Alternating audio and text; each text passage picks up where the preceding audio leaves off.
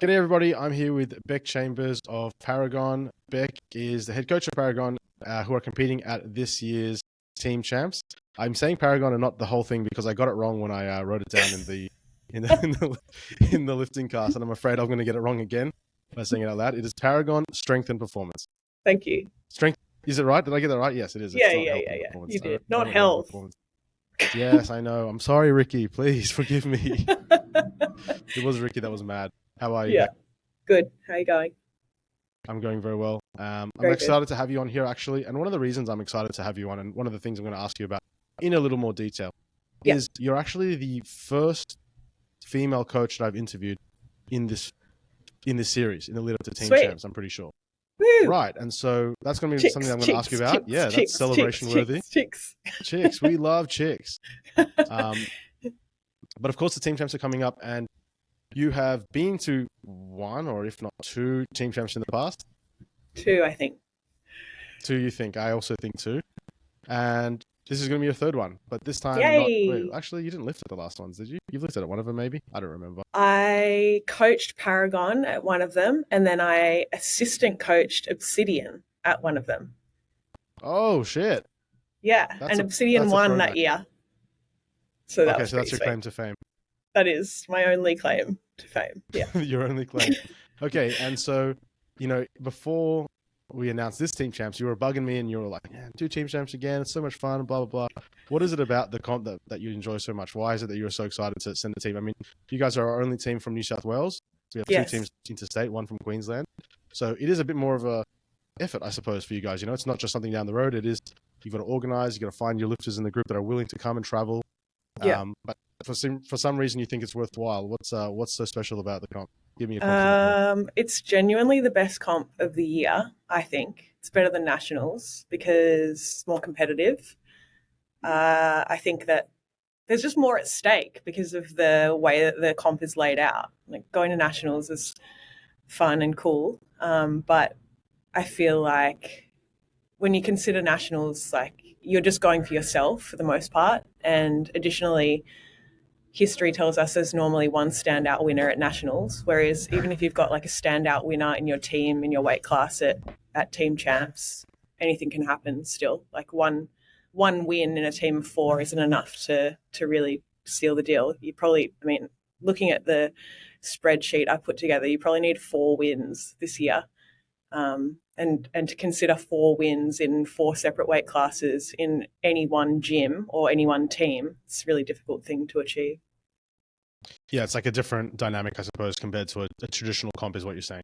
Yeah, definitely. It's also just so fun. Like, I feel like everyone's there and the competitive spirit is so high. And I love watching people make terrible mistakes to like miss first and stuff like that. Yeah, I know you're going to say that partly in jest, but also partly seriously. It's like there is that extra element of pressure, I suppose, and like it is really fun. It brings all together all these different groups, and one thing I'm really, really looking forward to is the inevitable moment. When I kind of look out into the crowd halfway through, the third round of deadlifts or second round of deadlifts, for example, and you just see the like swarms of people in their apparel of their gym. Like the strength culture people wearing their strength culture apparel, and like the whoever it is, like TSF people obviously wearing the TSF apparel, and they're really cheering on their own lifters, and they're hearing the crowd as they all like get revved up as each person comes onto the platform. It's going to be like, that's for me one of my favorite things. Yeah, me too. Like, there's just so many clutch moments as well, and it's not just deadlifts. It's like, like watching the best squatter and seeing if he's going to actually pull ahead by 15 kilos, or like maybe everything hinges on like the 75 kilo classes squat. Like, how's that going to go? What's it going to look like? I don't know. It's just so cool. Like, I feel like there's just so much going on and so much hinges on it. Yeah, there's a lot of there's a lot going on at the same time. It's a lot more multifactorial, and it's very easy to miss a detail. So you've got to be very switched on. Yeah. I want you to introduce to us a little bit, who have you got competing for Paragon? Who are the 4 lifters? What weight classes are they in? And how did you and you can even talk us through how did you kind of go about choosing that team? Yeah. So first lifter I'll start from the bottom and work my way up with the weight classes. So we have India, who will be competing in the 60 kilo class. She has previously competed in the 56 kilo class. she's going up a weight class. Her last comp was junior nationals for USAPL, where she won in the 56 Wow. class. She took out a couple of bench records. So she's, yeah, very good lifter. She's newish. She hasn't done many comps, but she's like an amazing competitor. So I really wanted her part of the team because she's fierce, and I think she'll really suit the atmosphere at Team Champs. She lifts down in Bulli at Athletic Culture, which is a really cool gym in New South Wales. And I guess like there are like buddy gym up here because there aren't that many USAPL gyms around at the moment. Yeah, I really like her. Then moving up, we have Ricky. He'll be in the 100 class. He is one of our coaches at TSF. He at Paragon, sorry. My gym is Paragon. You can also do Freudian slips like I did 2 weeks ago.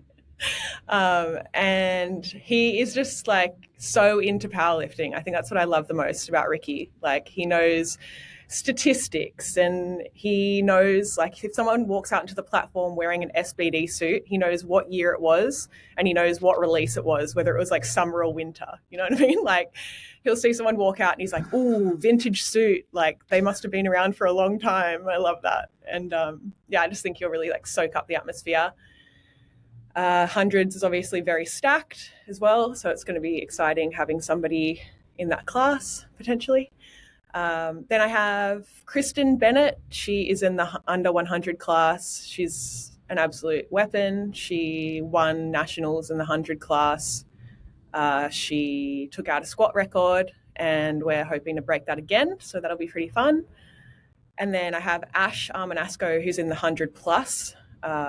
Again, she's new-ish to lifting, but absolute weapon. We're hoping to break a 190 deadlift, and yeah, she should put together a really good total. She'll be pushing for first place, but she has like some pretty stiff competition, so it'll be good. Wow, that's a good team you've got there, and you've also got a bit of variety in that team. And you know, one thing that kind of stands out to me is you've obviously got a 100 kilo, if I'm not wrong, 100 kilo woman and 100 kilo plus woman as well. Oftentimes those classes can kind of be empty at local meets. You know, like you go to a meet and you're often the only one there, and you kind of like, obviously it's not spoils it, of course, because the experience is just so fantastic doing a meet in the first place. But it is nice to have some buddies in there, someone that you can have a kind of friendly rivalry. Yeah. And like you said, those classes, they're actually, I think there's 3 lifters in both of those classes, so they're actually going to be quite competitive because they're very important positions to jostle for. Yeah, absolutely. I was kind of hoping there'd be no one in the class, but they're good lifters, so they deserve some competition. Yeah, I mean, there is obviously this meta strategy, right? But it is nice that there's a competition, but also it would be nice to win some points by default. So unfortunately, no points for default, especially for Ricky in India. One thing that stands out to me when I look at your team is yours is one of many actually that have more women than men. Yeah. And you know, I said to you at the start of this,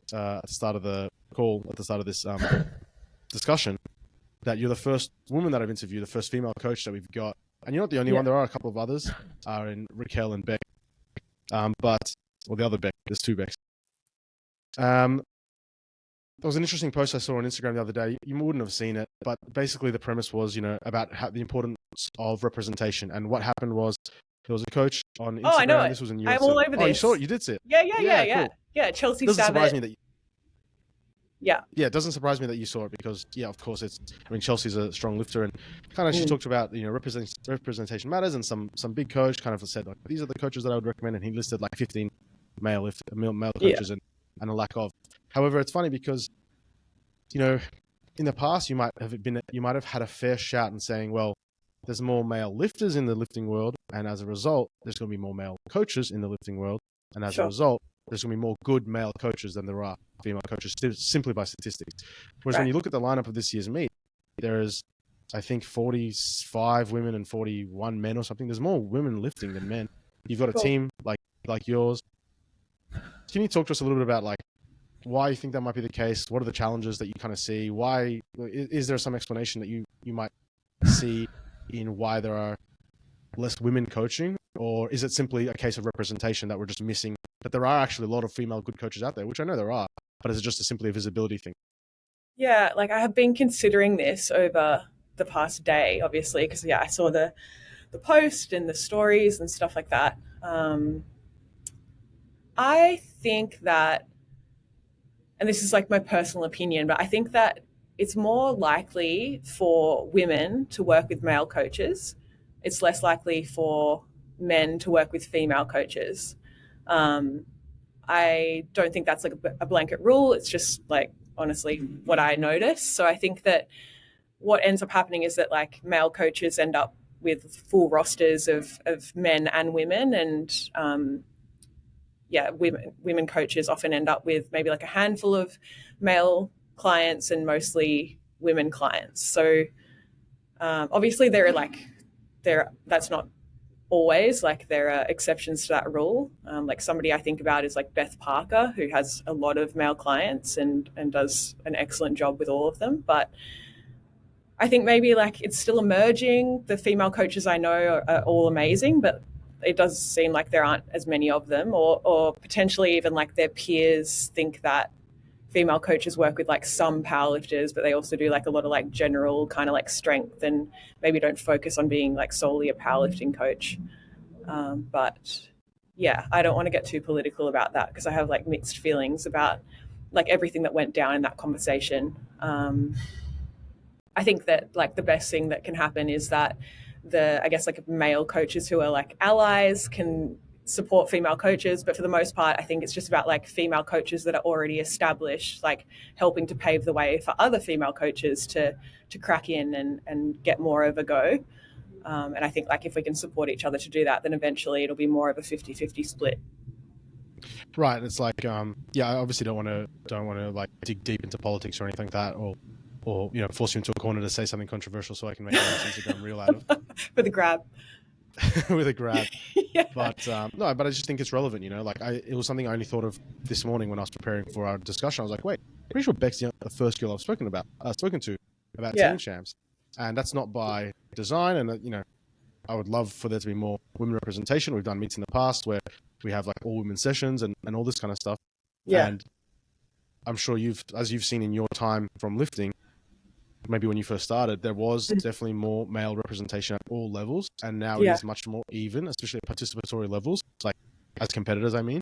Yeah. But there seems to be like a lag in terms of like that kind of representation in leadership roles. When I speak about leadership, I'm speaking more specifically about coaches' roles. And so we're super excited to have the women coaches that we do have at the team champs, and we kind of want to, do our best or do what we can to pave that way. I think there's also this element where if you're a female coach, if you're a woman coach coming up and you're trying to build up your roster and you're trying to create a name for yourself, it can be very tempting, obviously, to push more of your marketing towards that women-only side because, like you said, it is already a challenge, probably by default, in getting some male clients, and which is probably like tied to like a patriarchy and stuff again, which I don't want to get into too much, but it's just an interesting point that I kind of noticed, like I said before when I was preparing for this talk. Yeah. So you talked about the 4 lifters that you've got coming to our comp, and you kind of mentioned jokingly, obviously, that we wish those upper weight classes were a little bit less popular than they are. But you also do have Ricky and India in really dense classes, like really heavy classes. I wanted to ask you about, actually, before I go into asking about those lifters and what you kind of see from their, what results I suppose you can predict or what you're kind of aiming for there. Overall, like, what would you say is your goal for Paragon? What would you say is Paragon's goal, coming into this team champs? Like, how, I guess, would you define, when you reflect on it a week later, how are you going to be able to define whether the weekend was a success or if it wasn't, up to what you would have expected? What are the kind of key outcomes that you're hoping to achieve that you'll be able to look back on and say, like obviously if you won the whole thing, that's a huge success, but there are going to be other markers of success, and what are those things might be? Yeah. So we're really clear on what our goal is as a team, and that's we just want to be on the second day next year. So we're just aiming for those top spots on day 1 so that we can qualify and be on day 2 next year. And I think that's a really realistic goal for us. We know what we need roughly to do that, and that's what we're aiming for. So it would be great, obviously, to win the whole thing, but there are some like really strong teams, and considering we've had a couple of years out of team champs, it's unlikely that we're going to be able to pull together an overall win. But yeah, being able to come in those top spots so we can qualify for the day 2 next year would be huge success, and I feel like that's like a pretty tangible goal that we can then reflect on. And I mean, based off what I've pulled together in a spreadsheet, and obviously people will change around a little bit, we probably need at least 2 firsts, 2 seconds to be able to make that happen. We'd like to shoot slightly above that. And that's awesome. It's like, I think that is a big goal for a lot of the teams that are lifting in the challengers bracket, is to earn their way into the premier bracket. And, one thing that I've been pushing heavily over the last few editions, I was going to say few years, but obviously about a few years off. But since I guess the team champs was like a contest, I basically wanted to assure teams and assure lifters and whatnot that there's always going to be progress. And so as big as you see things are happening now in whatever capacity, I can almost assure you, and I want to build that trust, that next year will be even better, that there'll be more money, that there'll be a bigger show, that it's a bigger thing. And so, there's almost like this expectation that it's going to grow and it's going to get bigger. And that I think and I hope kind of actually instills in a lot of the coaches and teams and lifters that it's like, well, fuck, if it's like this now, I really want to get into that premier bracket next year, because I can only imagine what kind of crazy ideas are going to come out there next year. Now, you said 2 wins in 2 seconds. So let's go through them a little bit first. Like India, in one of the deepest weight classes in the women's categories in 60 kilos. Of course, a lot of those lifters are competing on day 2. And so an interesting thing is that you guys are just going to need to focus on your results on day 1 and compare yourselves against those lifters. Who do you think is going to be India's biggest competitor? I know she's a very talented lifter. Is she likely to take the win in that class, you think, from your point of view? Or is there someone that's a real threat there? I think based on the current nominations, taking the win is going to be pretty difficult. I'm not quite sure. I mean, just on that day, I suppose, like after that day 1. Yeah, after the day 1. Mm-hmm.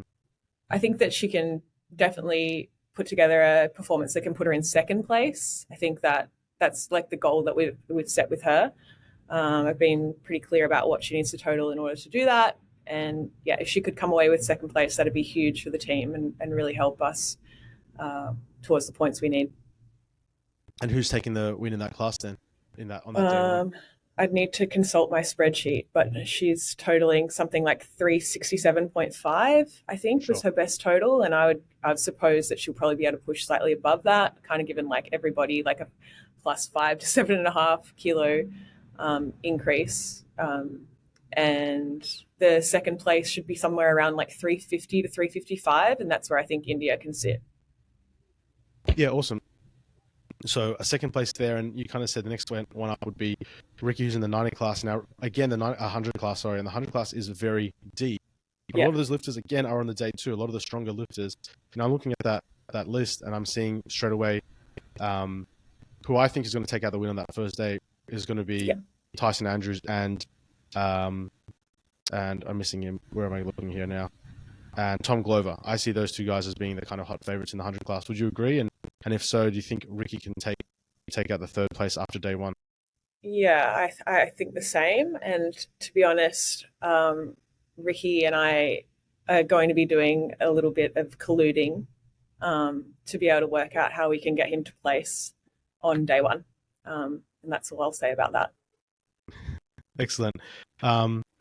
I suspect that is not I suspect, but have you considered, I suppose, the idea of moving to the 110 class? Like, is the 110 class less competitive? I haven't had a good look at that, and I can't think of it too quickly off my head, but is that an option for you and Ricky? 110 is the same kind of problem. Pretty same problem everywhere, unfortunately. But yeah, there is another class that Ricky may be able to go into that would be less problematic for us.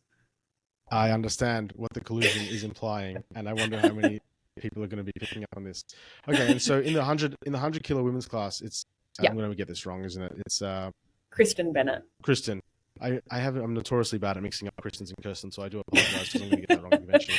But Kristen's in the 100 class, and again, like I said, there are 3 lifters in that, and all 3 of those girls are on day 1. So that's actually really, really good. I'm really glad that's the case because it means that those 3 get to compete together. How do you kind of foresee that session going?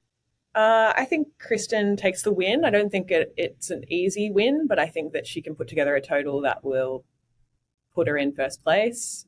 She's a very strong squat, so I think that we'll end up taking like a pretty healthy lead after third squat. And then her bench press is moving along really nicely, and she's looking like she's going to PB pretty significantly on her bench press. And then I think that we'll be in a position where we're ahead and we can kind of just consolidate and make sure she makes all 3 lifts on a deadlift. Yeah, excellent. And so hopefully you'll win there in the 100 class. And in the 100 plus category, you've got Ash, who you said has made some good improvements to deadlift 190. How do you see that 110 class go? 100 kilo plus class going? Yeah, so that's a tough one, only because Ash's main competitor there hasn't done a 3 lift comp for a number of years. And when she did, Amelia from Panthers, right? That's right. Yeah. She was also using a bendy deadlift bar. So I'm not saying that would take like an awful lot away, but it's difficult to compare like a wrapped squat to a raw squat. So I'm really unsure about what she's going to be able to do. If she's able to do anything like what she's done previously in other federations, then she's going to probably win by about 100 kilos, to be completely honest. But maybe the time off has her totaling a little bit lower and it'll put Ash in a position where she can push for first place. I would love to see her do that. Ash should probably put together something like a 440, maybe a 445. And based off what Amelia can do, it'll be, a competition between those two, I would expect.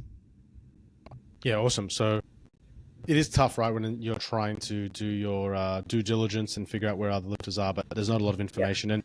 And there's, kind of two schools of thought, like even when I've done worlds and nationals and stuff, there's the people that want to hide their training, don't want to talk too much about what they're doing because for whatever reason, they think that's a competitive advantage. And on the other hand, there's the people that just would rather just make it super transparent, post all their lifts and kind of, and they think they're putting pressure on other lifters by saying, look what I'm achieving, look how I'm improving. So I know I can see it already. Some coaches are going on one route and others are going via another strategy. I wanted to ask you, a lot of the, one of the conversations I've had a couple of times now with a couple of other coaches is about having the depth of roster. And so, a lot of the, personal trainers / online coaches who might quote unquote only coach 30 or 40 lifters, it's a very different approach when you're choosing your team compared to some of the gyms, for example, where they might, have across the number of coaches in their gym, 80, 100, 150 members, so to speak. And so you've got a bigger roster, you've got more options, you've got more choices, and the top lifters are going to be quite good because if you're in the top 4 of a 150 lifter gym, then you're not a bad lifter. Yeah. I think there's an added level of challenge for you because you might have a choice amongst your member group, but of course there's this extra layer of obstacle, extra hurdle of you got to get to Melbourne. There've got to be people willing to travel. Did you find that was the case when you were trying to pick out your team, or how did you go? Like, how did you guys go about choosing like who you wanted to be in your team? Like, you spoke beautifully about the 4 people you've got lifting for you, but was there much of a challenge in that sense? Yeah, so I suppose the added challenge for us too is that even within Paragon, like there is a split between federations. So not everyone lifts with USAPL, and that's probably like an added challenge. There are a lot of people that have chosen other federations for their own reasons, which makes it hard because there are a number of lifters who have chosen another federation who would be like right up there if they came down with us. And then, there are a number of people who like maybe just can't make the trip work. They've got work commitments, stuff like that. So makes it difficult. There's also some injuries. There's some people who competed late last year. So the turnaround just like really doesn't suit them. They probably wouldn't have been able to put together their best total. But the team that we ended up with were probably like my top preference, in all honesty. Ash and Kristen are amazing competitors and they're like on a very linear trajectory up. So I was pretty confident that we were going to put together some PB totals and that was going to put them in good stead. I was fingers crossed there was only one person in their class, but even with 3, I think the 2 of them are very competitive. India, I just think is an amazing lifter. In the 56 kilo class, she was an absolute force to be reckoned with and she's gone up a class. So I was excited to see what she could put together. And Ricky is like our head coach at Paragon. So I just thought it was really important to have him a part of it. I just want him to be there because I want him to have the experience. And honestly, like if Ricky can't put together the performance that we want him to and he just gets to go and have the best time ever and we talk about it for years to come, then that would honestly be enough. Yeah, I love that. I mean, there is obviously the aspect of it, like the experience element of it. I often say that the best comps to do are the ones where you travel for them because it's so luxurious. You get to travel, you get to stay in a nice Airbnb or whatever it is, a nice hotel, and you Yeah. get to really like treat yourself like a professional athlete. I've done comps where it's just down the road or at a local gym or like whatever Yeah. it might be, and like they're fun, but there's some extra element to like traveling, especially as a group. Like you guys are coming as a team. I don't know what your travel arrangements are, but there's going to be naturally some element of like, maybe flying together, maybe, or going to dinner the night before together, or some level of like camaraderie. And I think that's like such a fun aspect of it. And I wish more lifters got the chance to travel to compete because it is Yeah. really, really fun to do that. Yeah. Totally. I totally agree. Now, I wanted to ask you about your predictions. I've really, it sounds like you're very switched on, and you've done your spreadsheets and you've looked at the results and whatnot. On day one in the challenges bracket, there's $500 prize money for taking out the day or finishing finishing day one with the highest score. Who do you see winning that, and who do you think are going to be the four teams to get promoted, assuming Paragon's one of them? And beyond that, what about the whole thing? Like who have you seen to be a real strong team, a real competitive group? Yeah. Okay. So I think that Panthers will be unbeatable. I think that they will put together 4 first place results, and I think that they'll win the whole thing. I can't see I can't see any other team actually being able to put together like 4 guaranteed first places. The only reason they wouldn't win is if my lifter Ash can beat Amelia, or if somebody puts in an extra 140 competitor or someone in the 56 men's class, because currently Panthers have a 140 man who is very strong and has no competitor. And in the 56 class, there's no other competitor there either. So unless their team changed, I really can't see anybody being able to beat them. I love that as a hot take because that is not something that people have said in these interviews, and I think Panthers are a bit of a sleeper team. Yeah, being overlooked. For sure. Yeah, totally overlooked. As for the top 4 on day one, I think that the Chads will be in there if they can squat to depth. I think that Stronghold will be in there, and I'd like to see Paragon take out the 4th place so that we can get through to the second day next year. Awesome. That is such a fantastic insight, and I think it really shows that you've actually looked really closely at the actual format, because I think a lot of people are getting distracted by so-and-so with 470 dots and so-and-so with national champion and stuff. But like, Panthers, they're not just coming to hang out. They're actually here to actually have a go, and I think they've been very strategic about who they put into their roster. Yeah, me too. And one thing I've spoken about with previous coaches as well is about the idea of, obviously there's this meta strategy of like putting lifters into empty classes, but there's also this other layer of strategy of like actually putting your lifters into those deeper classes to take points off other teams. Saying, for example, okay, we're deliberately going to put a woman into the 67.5 who we think can win it, because it's like double points. Not only do you score full points if you can win, but you're taking full points off another team. Yeah. Whereas, and so maybe there is this kind of strategy where maybe some team decides, the only way we're going to win is to take points off Panthers, and we're going to have to put a lifter in the 140s. That's a roll of the dice, but it might be worthwhile considering. Yeah, absolutely. And I just think I was thinking about it from that perspective too. It's like, yeah, cool. We could get a 56 kilo guy. It's like, we're literally just looking around like, do you know one? Do you know one? Like, should we actually just go onto the street and be like, can you squat to depth? Can you squat to depth? Like, come with us. We don't even need to be able to. You just need to be able to be able to do it in 4 weeks from now, not today. Totally. Like, genuinely, we were just going through like rugby players from like the local team being like, this guy's 135 kilos. Like, he might come with Paragon and just like jump into the 140s. Who knows? That is actually such a good strategy. We actually did the same. We've got a guy in our gym, Vinny, who's an absolute legend. He's 14 years old. And, he started with us when he was 12, but he's gotten too tall and he's gotten too big. And now he's like 70 kilos. I'm like, bloody hell, Vinny. Like, damn. Couldn't you have competed a couple of years ago when you were 12, weighing 50 kilos, dripping wet? And okay, so if Panthers are going to win the whole thing, who's coming in second behind them and third overall? Or who do you at least see as being the main threats on that day too? I think Apex is going to be right up there. They've got some lifters who are just like unbelievable in terms of their totals. Like Tony Reinmuth, for instance, will be really exciting to watch. I haven't seen him lift in person for years, but it's honestly the best thing ever.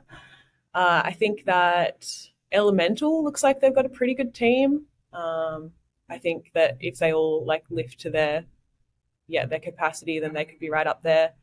I think that I don't know the lifters in the Chads that well, but that team looks very strong. It looks like they could almost take a first in every class as well. So yeah, I would say that they're probably the top contenders. Probably overlooking somebody who's like going to come through and just win the whole thing, but that's what I've worked out off my very basic spreadsheet. Love it. Okay, excellent. Bec, thanks so much for joining us and sharing your insights and sharing your stories. It's been really good to talk to you. And yeah, we're looking forward to having you guys as our only New South Wales team at the Team Champs this year. Yes, I can't wait. Thanks for inviting me. You're welcome. All right, talk to you next time, Bec. Thank you.